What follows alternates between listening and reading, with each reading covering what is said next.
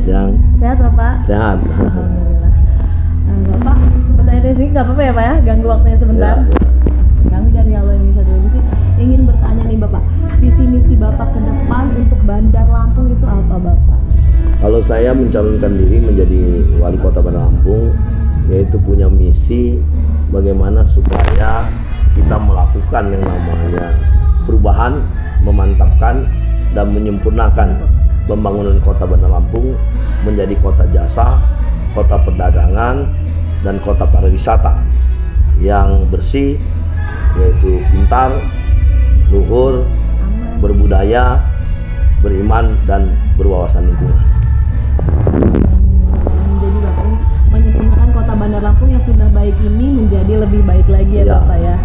Dan tentunya juga pariwisata di kota Bandar Lampung yang mungkin orang kan kalau ke Lampung sedikit tahu tentang Bandar Lampungnya ya Bapak ya. Bandar Lampung, kalau Lampung itu taunya pasti ke pantai yang bukan, notabene bukan ada di Bandar Lampung. Di Pesawaran dan Lampung Selatan. Nah terus Bapak, kira-kira wisata apa sih yang ingin Bapak buat di kota Bandar Lampung? Kalau saya sudah melihat kan, kalau yang namanya kuliner itu di Jalan Ikan Kakap untuk menengah ke atas. Terus mungkin kuliner ada di apa nama itu PU yang harus kita perbaikin ya. Baik ini jalannya dilebarin, trotoarnya, terus saluran airnya, dan tempat yang namanya parkir. Jadi siapkan tempat parkir bus, mobil bus. Terus yaitu pariwisata yang kita berpotensi sekali yaitu di pantai, karena kita punya pantai panjang tetapi kita belum digali.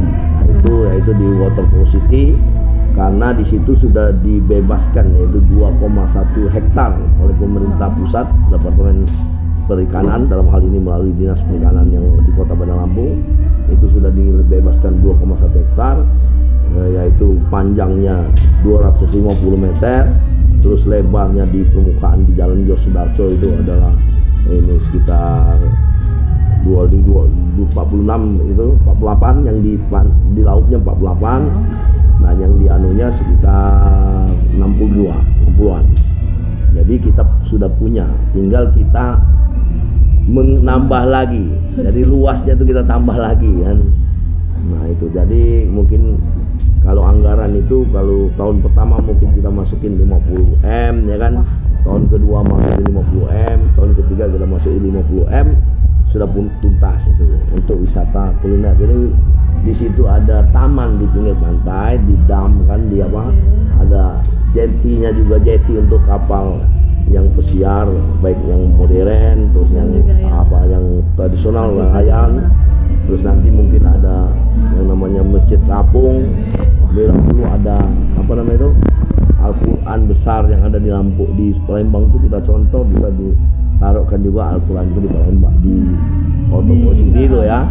Terus tempat kuliner, terus tempat yang namanya kuliner dan souvenir kan kita buatkan tempat. Jadi di situ menggali ekonomi masyarakat di situ supaya mereka bisa berusaha di sana. Terus tempat parkir yang luas ya kan kita buatkan juga. Terus ada tempat berkumpul. Tempat berkumpul ini yang harus kita kembangkan dalam konteksnya. Merinding sekali dengannya. Banyak sekali ternyata wacana-wacana dari Bapak Yusuf Kahar yang di luar ya. Terus taman di Pangga.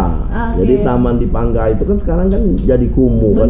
Nah itu kan kita harus bagusin, suruh arsitek bagaimana supaya taman di Pangga itu menarik dan lingkungan itu menarik. Jadi kita harus sekali Bapak ya, jadi sekarang kumuh kan, dan sebagainya dan tidak lurus. Terus tali akar.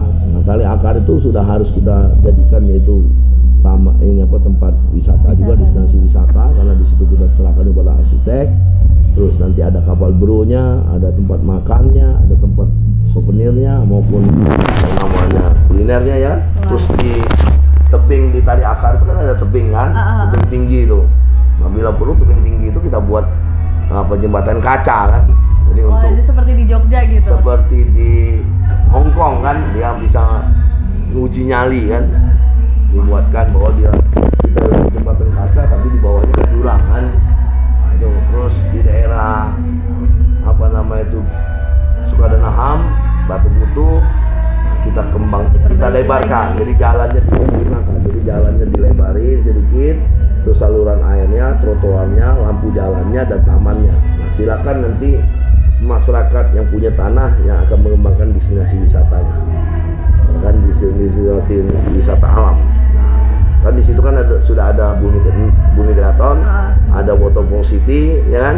Terus di situ ada Taman Kupu-kupu, di situ ada yang namanya air terjun, dan di situ ada Taman Rusa, dan di situ ada banyak ya Pak di daerah. Ada bakal yang namanya dibangun apa nama itu teropong bintang, ya.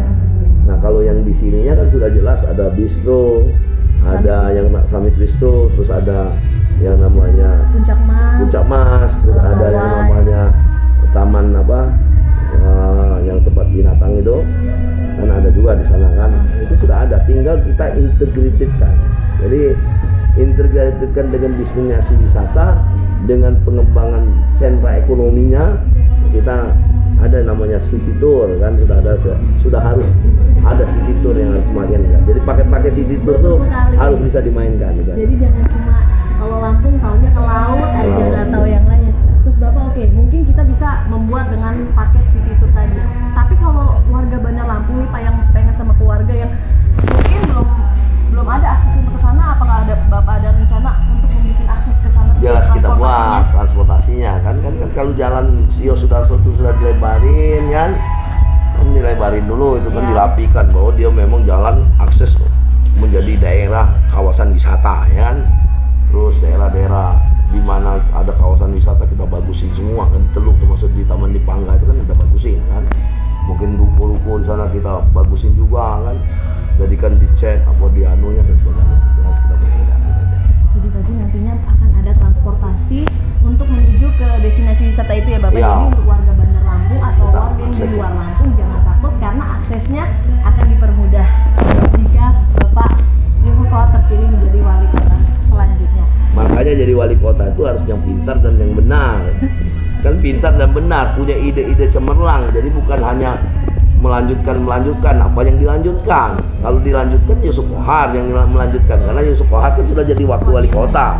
Nah untuk naik lagi melanjutkan. Nah kalau yang belum duduk bukan melanjutkan. Dan bagaimana dia melanjutkan? Dia kan belum duduk ya. Itu aja. Betul sekali Bapak. Baik Bapak, saya banyak pertanyaan tentang saya sudah pernah naik transportasi Trans Bandar Lampung. Itu menurut saya masih banyak kurangnya tuh Bapak. Gagal itu. BRT kita itu gagal kan? Iya. Jadi kita itu membangun transportasi itu tidak bisa sekaligus, harus pelan-pelan sesuaikan dengan apa yang mana yang paling dibutuhkan, itu kita kembangkan.